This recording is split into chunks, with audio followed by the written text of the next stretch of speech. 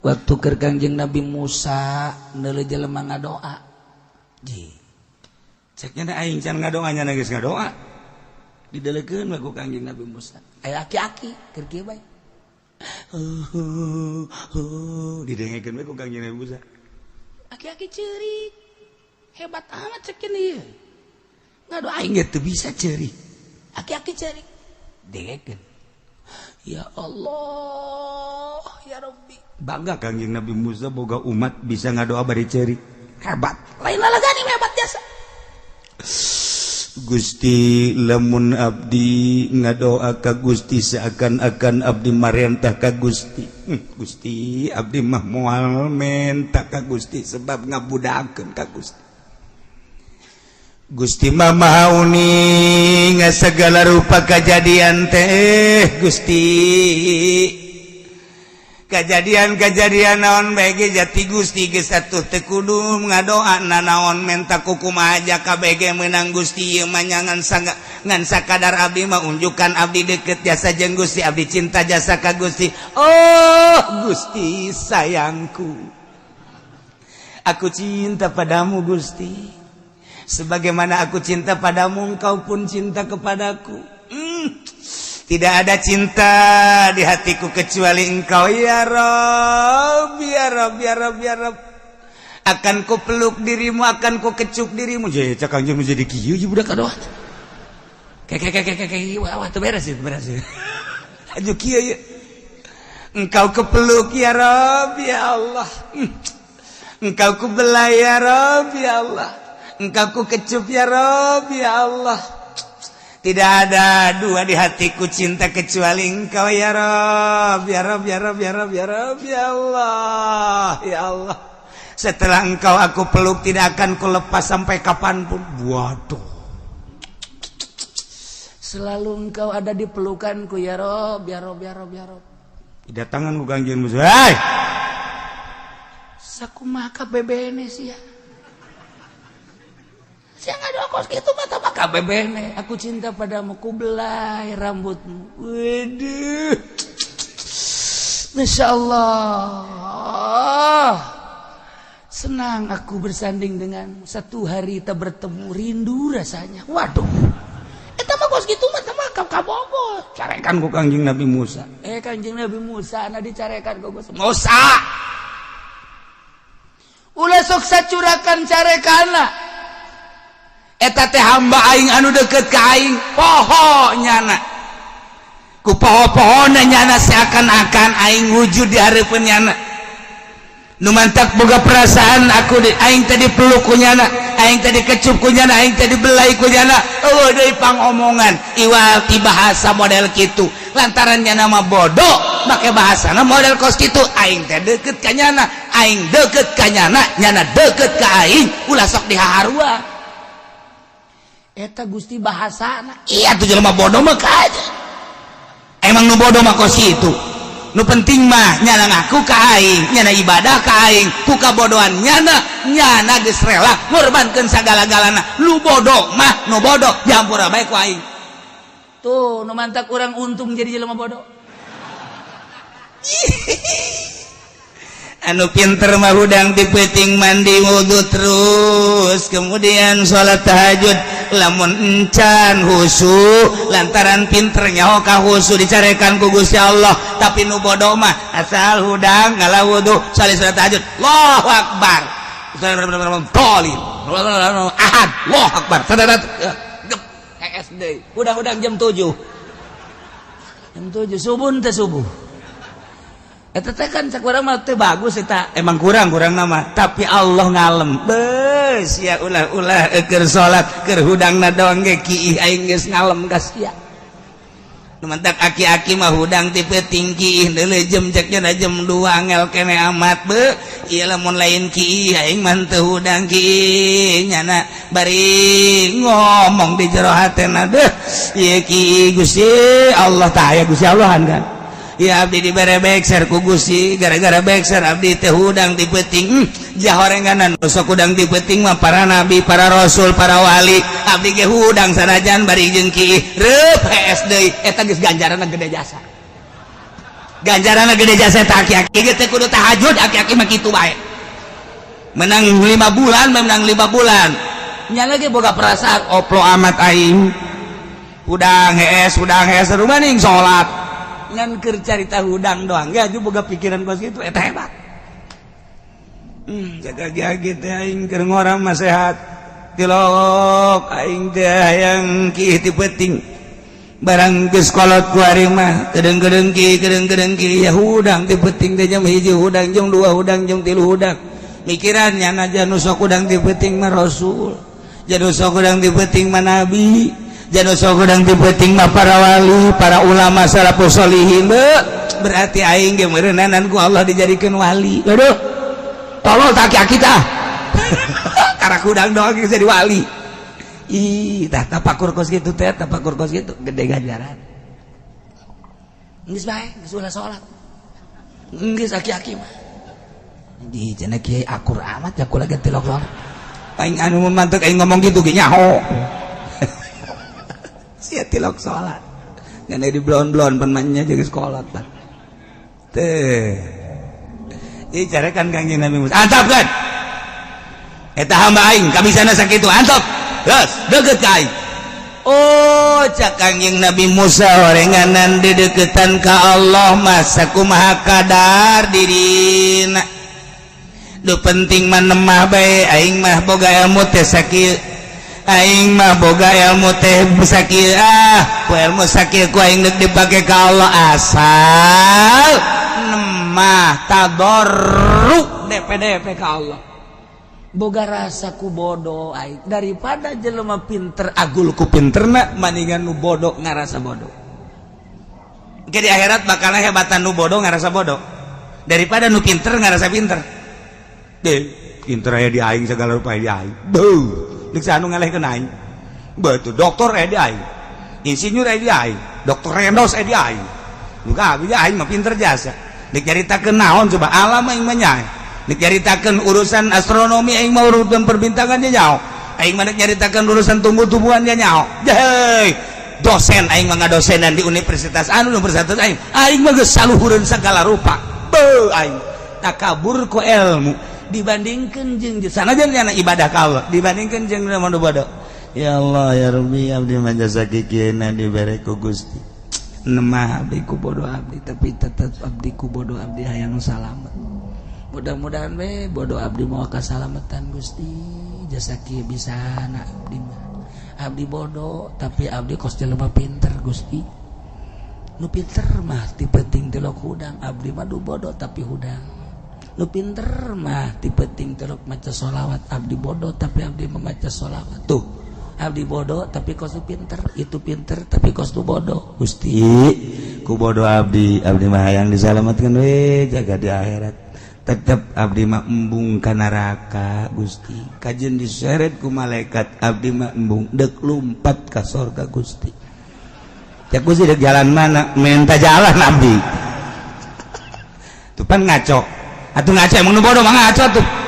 atuh nu bodoh mah emang ngaco tetep abdi deuk lulumpatan diseret ku malaikat abdi mah embung Gusti kajeun ku kumaha parangsana kumaha meureun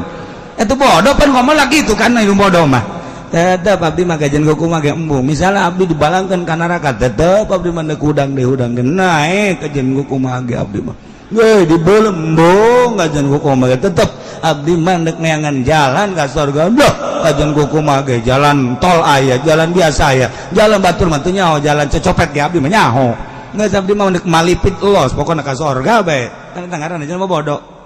atuh pan kamun kadang kudu pinter mah satolol amat. Emang di akhirat kos kumaha emang dia kebelar aja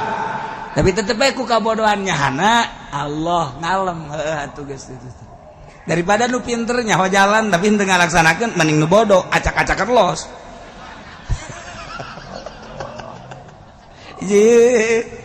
oh gitu deh ditimbang Gusti ulah ditimbang abdi mah atuh ya karasa amal abdi mah teu bara ragus untuk karasa abdi mah begitu ditimbang kabeh salat babul wow pangeran geus kudu ditimbang abdi mah je salat abdi jore puasa abdi jore zakat abdi jore segala rupangan abdi mah muga neraka sakitu doang geus sakitu abdi mah kajian ku kumaha ge embung bae kokojotan abdi kajian ku kumaha ge sih kokojotan kumaha nek kokojotan kajen ku bagi tempat di sorga jang siapa sisi na bae Gusti di sisi cek jana mah meureun bapak kolotnya anak kunanta ngomong gitu bodoh makan ngomong kos gitu eta nu bodoh ngomong gitu Allah ngalem daripada lu pinter teu ngalaksanakeun mending nu bodoh ji atuh nu mantak nu bodoh mah ngeunaheun jasa jadi nu bodoh mah indah jasa di sorga teh jang tempat-tempat nu bodoh Masya Allah mantep jasa di sorga mah nu barodo loba jasa bakalna yeay anu teu wau jeung pamarentah kan bodoh ngaranna eta bakalna ka sorga nu teu wau jeung judi eta kan bodoh ngaranna ka sorga nu teu wau jeung mabok eta kan bodoh ngaranna eta ka sorga nu geus kitu ngaranna anu teu ngridit janjana mah sieun beusi teu kabayar bodoh kan ngaranna eta bakalna ka sorga eta nu geus kitu anu pinter ngridit da jahanam teh mata mending bodoh teu mah geus kitu sia emang henteu nyokot duit di bank embung aing mah sieun aing mah bodoh aing mah ngarasa bodoh sehingga henteu salamet sorga heuh sia mah usi motor ku ari mah teu kudu make DP asal aya KTP bae embung aing besi ka henteu kacocokan ka ditu lah geus aing mah ngarasa bodoh henteu aing mah kajen naik sepeda bae lah kajen lah atawa leumpang bodoh sorga heuh sia mendingan ka ditu tuh raramean ku ari kur aya di ditu embung aing mah dek salat duha bae lah aing mah ngaranna bodoh ieu sia salat duha kos husu bae kajen aing mah teu husu gen penting mah tarangan hideung bae geus lah geus bae ke aing nuduhkeun ka malaikat ulah sok ditimbang-timbang deuleu tarang deuleu tah teu kadeuleu sakieu hideungna urut naon eta ulah nyebutkeun naon hideung malaikat ya Gusti ya tarang hideung kumaha balangkeun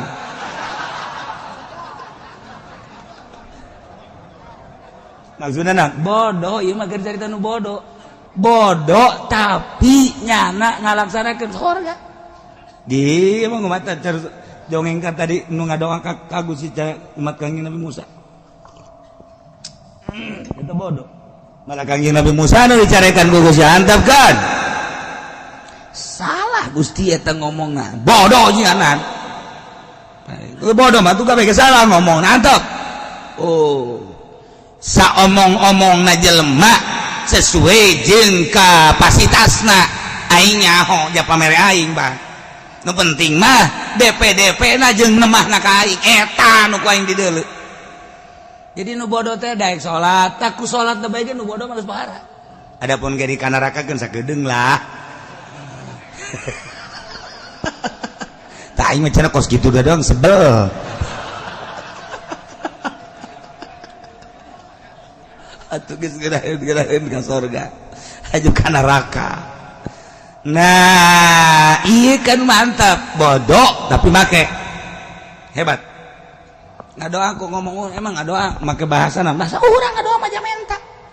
ulah sok aju ngariung bau datang ke urang naek kieu angel mah turun deui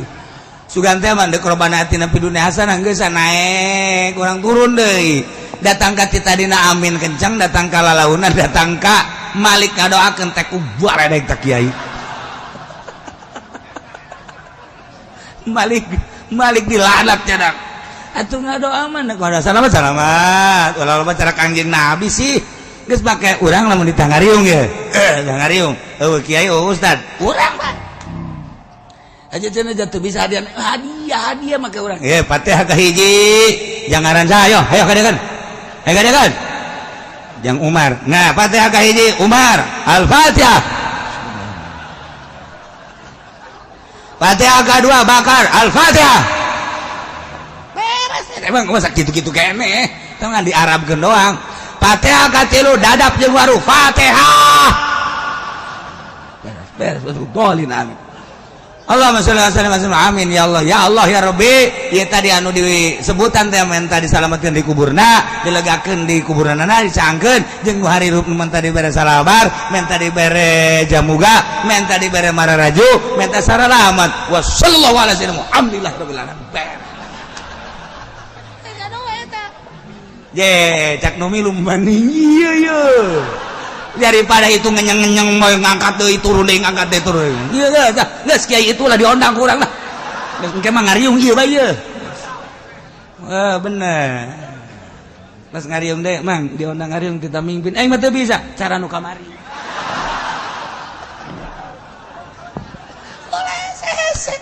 tuh orang ku ngaji kan ngeunaheun neuk zarah bae menta anter zarah teu bisa babaca ya Allah ya Rabbi euy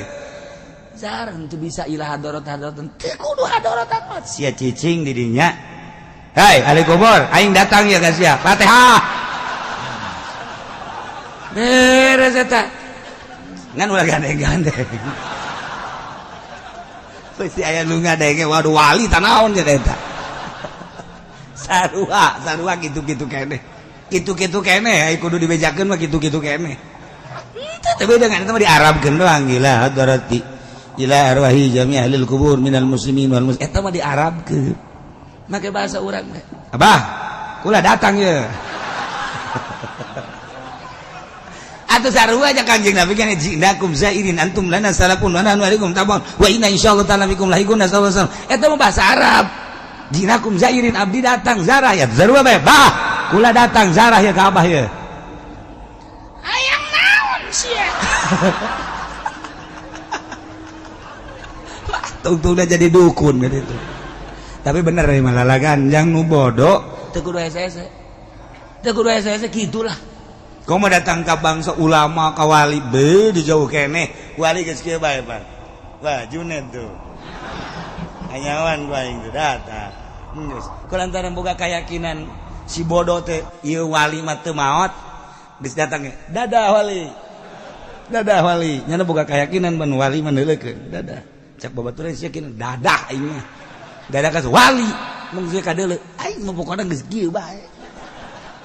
pokoknya siapa mau ngulah nurutan aing mah geus kailmuan ku aing nang ngaji di Cilongok aing mah ye datang kana Tuan Syekh Syarif Hidayatullah abdi datang ka dieu ziarah ye abdi ngirim Fatihah Al-Fatihah beres ulah hese masyaallah geus ulah hese datang ka urang neangan muzawir hareup muzawir yang dibayar mah teu ikhlas teu nyambung sarua bae deui cak muzawir dasar sia mah pelit ieu tong sama ribut urang jeung muzawir nah ieu sakali deui ulah saya nu bodoh contoh tadi nu bodoh keur ngadoa ka Gusti Allah ku Kangjeng Nabi Musa disarahkeun Kangjeng Nabi Musa na nu carekan ku Gusti bodoh ngan nyana hayang ka aing sakitu bisana aing pangeran leuwih nya aku kabodohan anak geus jambur aku aing cek Kangjeng Nabi Musa pan abdi titah ngalempeng-lempeng mah lain waktu kos kitu dakwah ngaji lempengkeun engke nyana menyerap ari hajunanya keur kieu aju disalahkeun mah nyana ge hatung ke moal daek ngadoa deui cek ku pangeran ye ulang ke mun keur ngaji bejaan dakwah ari keur praktek antepkeun heurana oh kitu atuh dibere metode